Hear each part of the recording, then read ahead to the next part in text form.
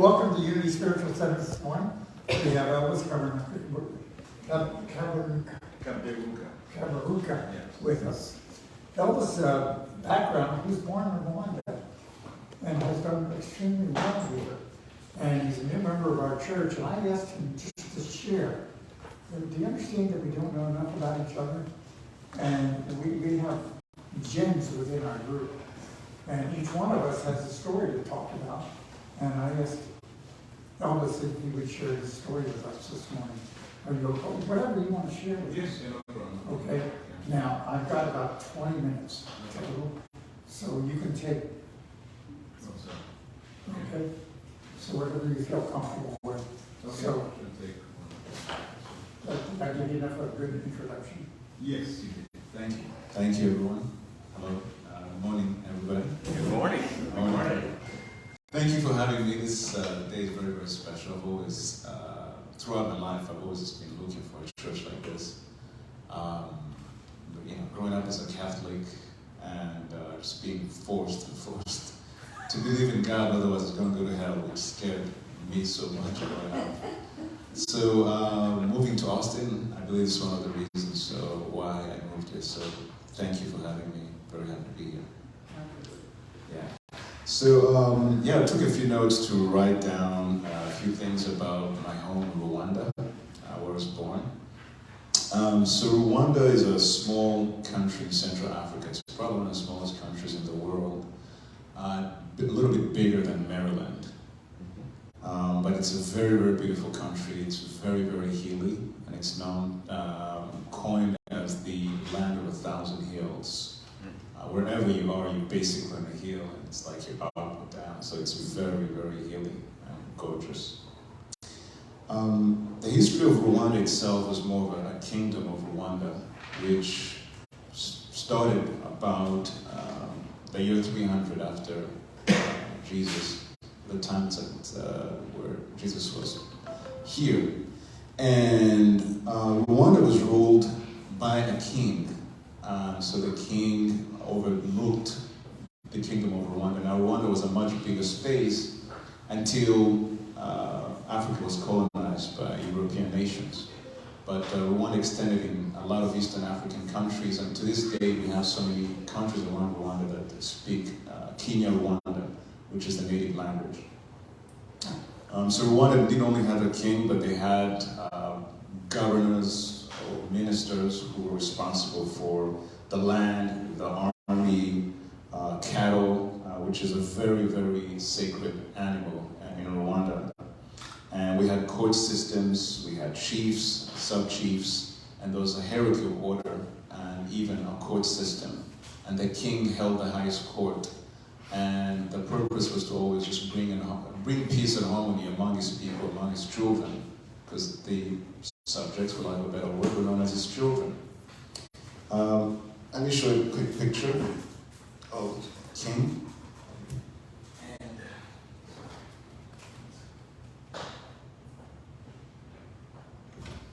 So, you guys can see. I'm sure you guys can see this. Yeah. So this was the outfit the king wore, and these were common haircuts back then.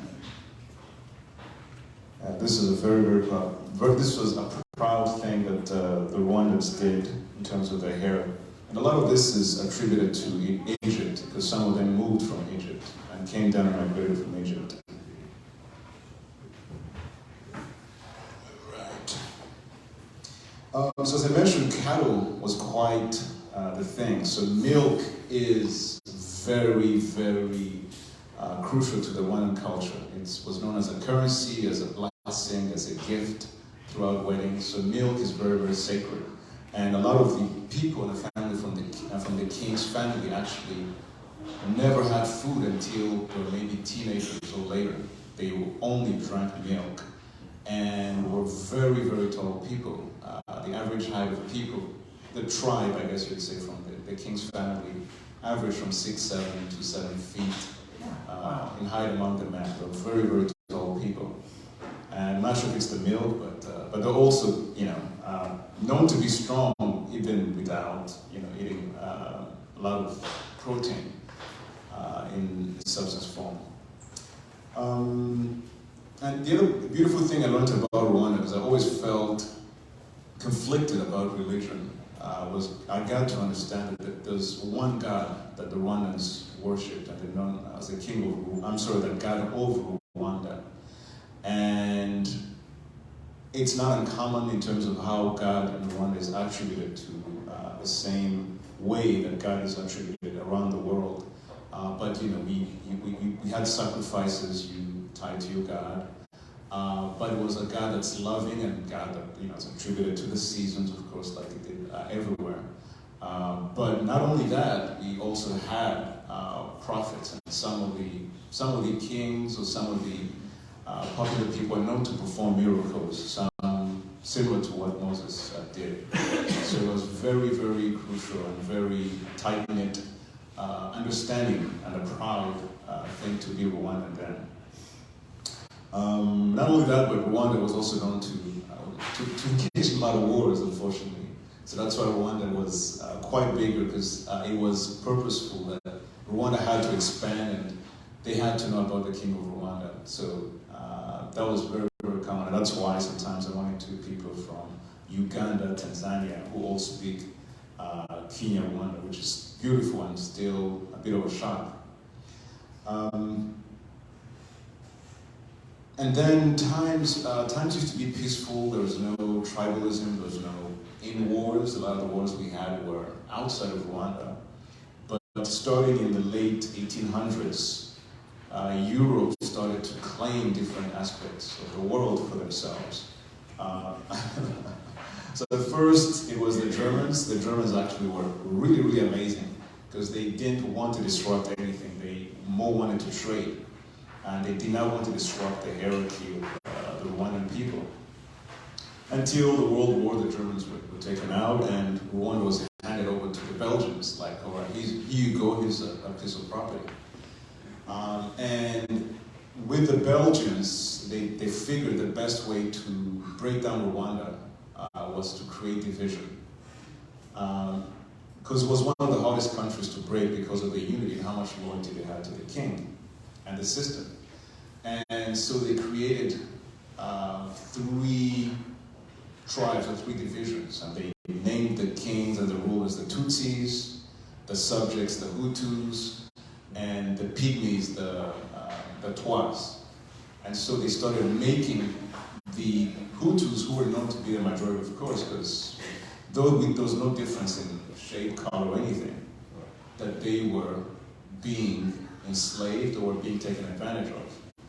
And so slowly by slowly, that division and that hate started to grow. And so the Belgians then did everything to demise the king, kicked the king out of the country, and whoever replaced him, they tried to assassinate. Actually, they did assassinate him. And when they assassinated him, they implemented a republic. And with this republic, the Tutsis were to be eliminated, exterminated. So starting in 59-73, there was a few mass killings, they were very common. The Tutsi people fled here and there. My dad in 73 fled the country when he was about 14 years old. Basically lived on his own since he was 14. Things got a bit peaceful-ish, but if you were Tutsi, it was a problem because you had to show an identification that you're a Tutsi person. And it became a problem to be a Tutsi. So personally growing up, I always felt that I didn't belong because my uncles were always scared to go out.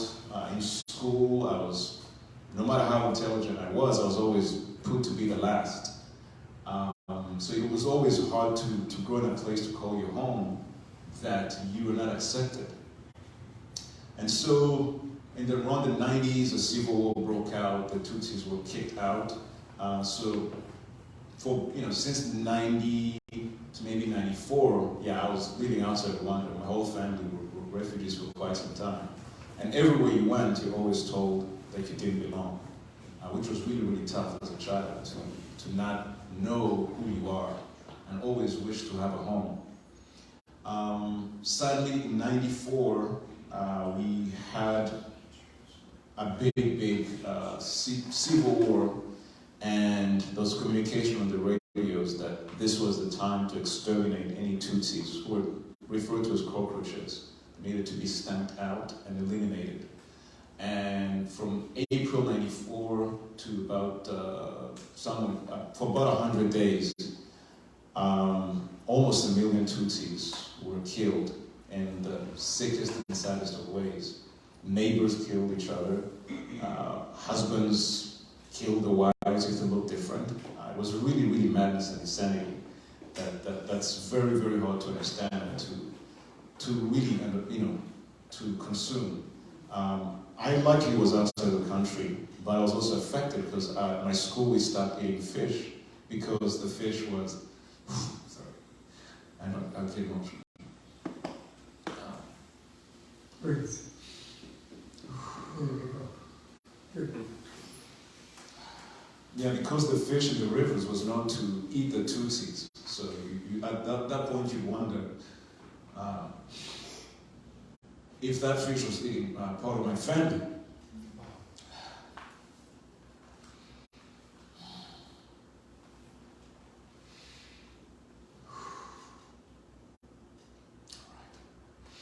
So it's taken a while for a lot of people to heal from that pain. I honestly have always thought that I've gotten from it, but sometimes things like this come out, and you realize it's something that you have to carry on, but still that you've overcome, that it's not something permanent. And I was still 95 able to go back home to Rwanda, no matter how war-torn it was and how sad it was. No matter how nasty it looked, for the first time I felt I was home.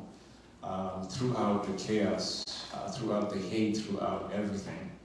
And Rwanda now has become quite an exemplary country because of the unification of the people, how developed it's become. But there's still so much trauma among the people that may not have been addressed, and a lot of times in '94, people just lose it. And my cousin went to visit in Boston. Sadly, lost his whole family. Had about 6 siblings, and he only survived because his mom kicked him under the bed, and they didn't look under the bed. But just speaking to him, something that came out when I was visiting him, as great as he's doing, but it's something that's sadly a huge identity to Rwanda. But I know that whatever Rwanda's gone through is not its definition or all that Rwanda is. After all, I know I am Rwanda, and I know that through my healing and through love, I can bring the same to my fellow countrymen or throughout the world and be a great example to whoever I encounter, just to show that no matter how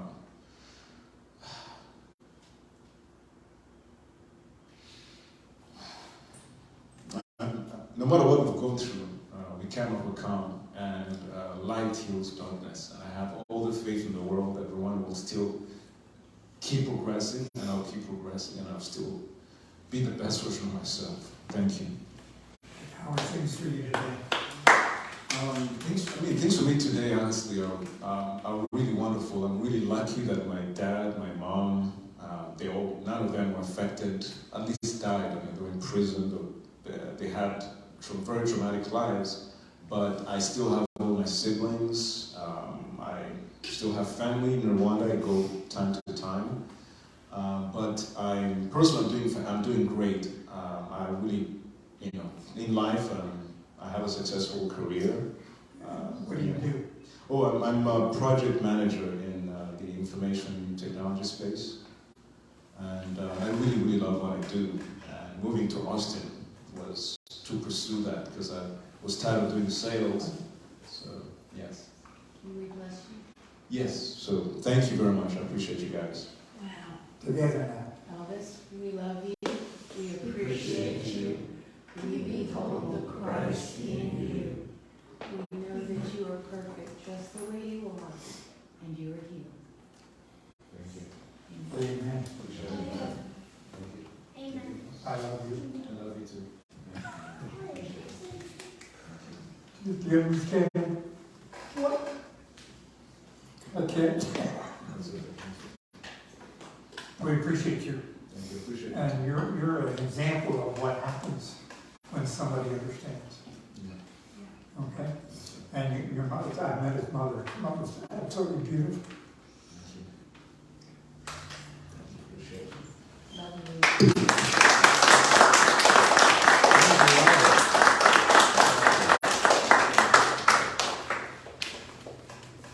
you. What are you doing? Right? No, don't do anything. I'm still talking. We're still talking. Okay. I've got 10 minutes. I want you to hear that, okay? Because, you know, we think life's difficult. Anybody agree? Okay? I haven't been to that kind of, I haven't seen that type of thing. But that's the story. And he is a project manager of technology. He's also he was part of the skunk works, is what they called it with Apple. Yes. That's the people that do all the secret technology stuff behind the scenes. So he's developed we had an opportunity, Madeline and I went out, by the way, we do blessing of new houses. So if you want somebody to bless your house, we're going to come out. And we went out and kind of blessed out Elvis's brand new home. Beautiful, okay? I'm going to tell a story of him. He has a room set up as a meditation room. Okay? Right? Yes. And that's where he spends his time. So, it is walking the talk as well as talking the talk. Okay? And there is a path. And one of the things I was going to talk about this morning is what is the language of love? What is the language? Well, last week we talked about love. And that the language of love is the idea that we are here to support, to work with. And during the week, what is the language of love? How do we speak love? How do we generate love? What is love? Anybody agree that love is ambiguity? And we're not talking about lust, everybody gets that, which is also part of the human experience. So please understand there's a major difference between the humanness and the spiritualness of who we are. Because within each one of us is a soul that we call spirit or our spiritual self. And the language of spirit is different than the language of the humanness. And in your bulletins, there's a whole list of words. So if you'd like to pick out your bulletin and look at those words, the language of love is anything that supports, appreciates, embellishes, praises, takes to a higher level of being. Okay? What are some of the other words there? The word love, appreciation, cooperation, gratitude, integrity, peace. And we talk a lot about peace. You know, everybody's looking for world peace. What is peace for you? See, we don't even know what bliss is. We don't know what peace is. Because Jesus said the kingdom of heaven is within. And if the kingdom of heaven is within, he also said the Father's good pleasure to give you the kingdom.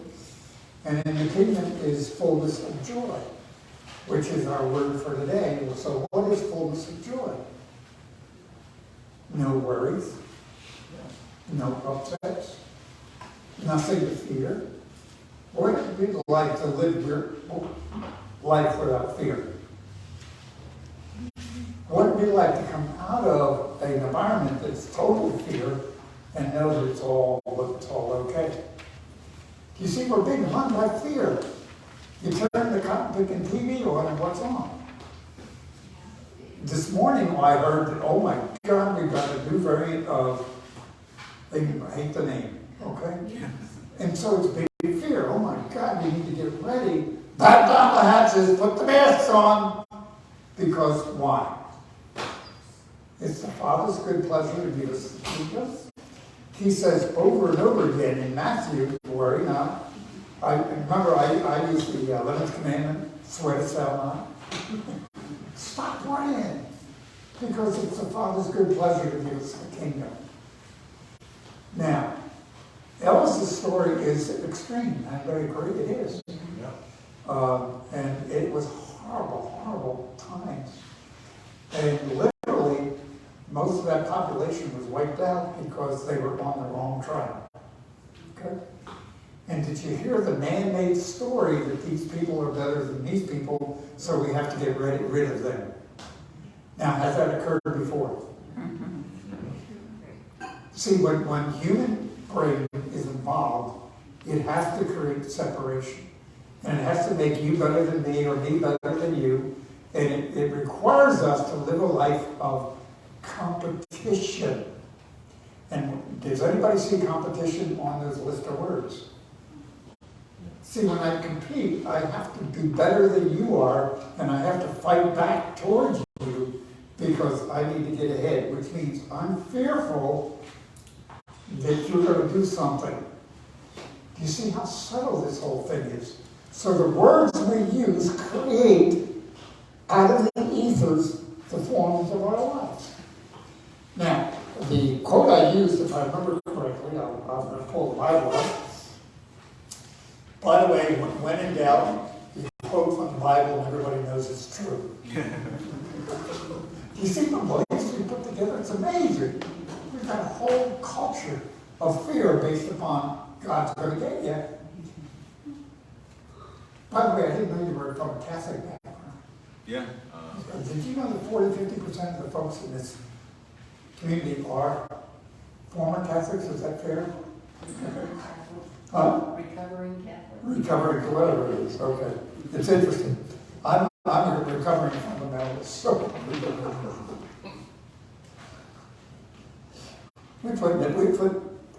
anyway.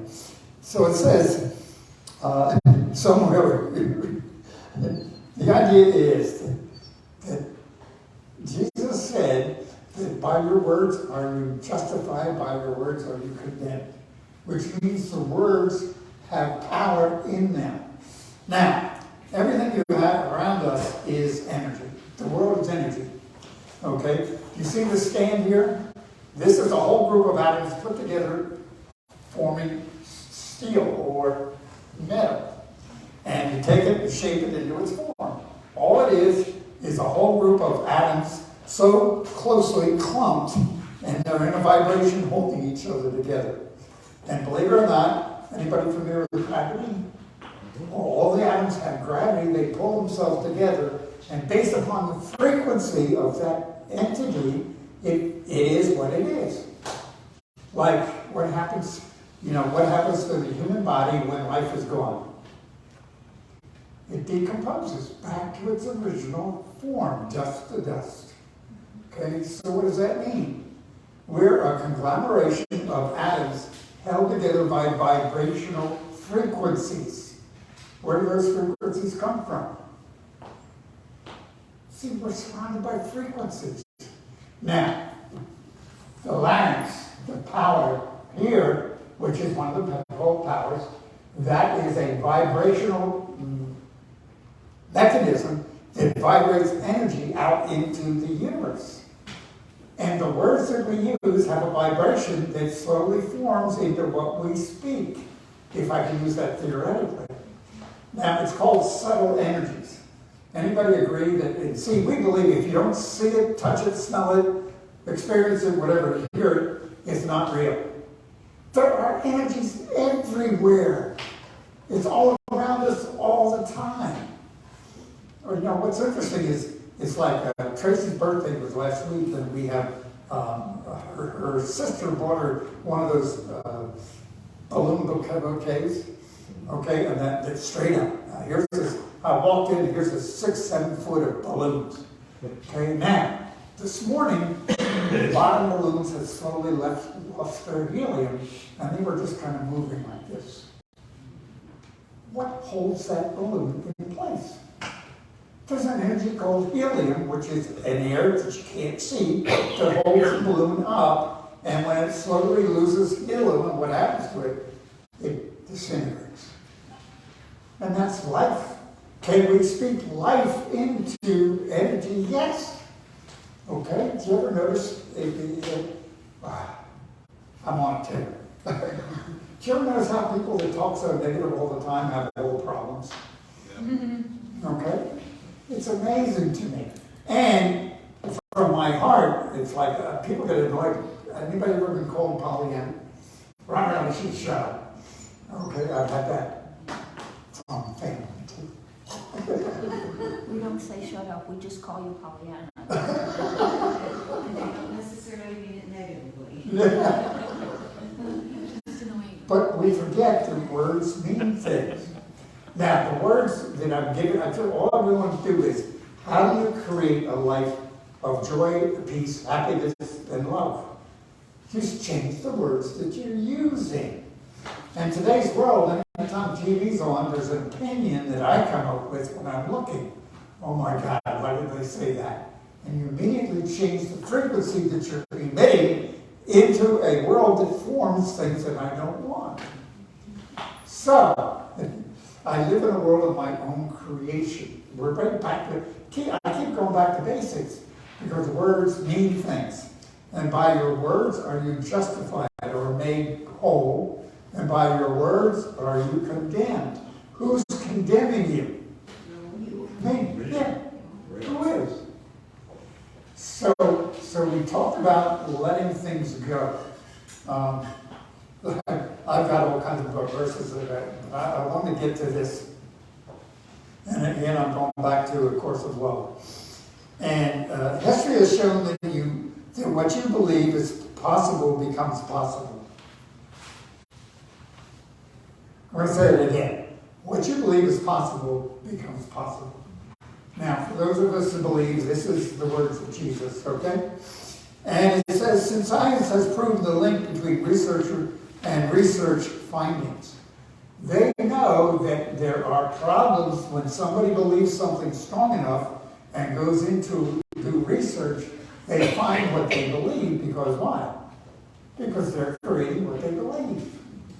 It's called bias. Everybody's familiar with that term. Then it goes on, still you find it difficult to believe that what is possible depends upon what you can imagine being possible. Does everybody get that? I'll say it again. Still you find it, that's me, that's us, you find it difficult to believe that what is possible depends on what you can imagine being possible. So if you believe and have to run around worried about the flu all the time, what is going to happen? Okay? Yeah. Invariably, okay? Now, have I been through those things? Yep. And can I blame you or somebody else or the government? No. Yeah. Okay? And then it goes on and says, you must cease to see the difficulty and begin to see the ease with what you can imagine becomes reality. So what we speak, what we imagine, it talks about life is the issues of the heart. The heart is basically, when we use terminology, the subconscious mind. So life is what we believe. I love watching kids. I love watching. One of my favorite things. Anybody been to Kalahari lately? You have to go to Kalahari. It's amazing. It's a big resort up there. It's only 10 minutes from here. Okay. And just sit in the lobby and watch all the family with kids. And they've got big sculptures. They have huge elephants in the lobby. And they have a gorilla in the lobby. And the kids are playing and they can't wait to get on top of that gorilla, on top of that elephant. And they've got all kinds of things. It's just like a zoo up there without actual animals, okay? And the kids love it. Why? Because they haven't been dumbed down by somebody else's words, okay? Am I supposed to hurry up? I understand that message.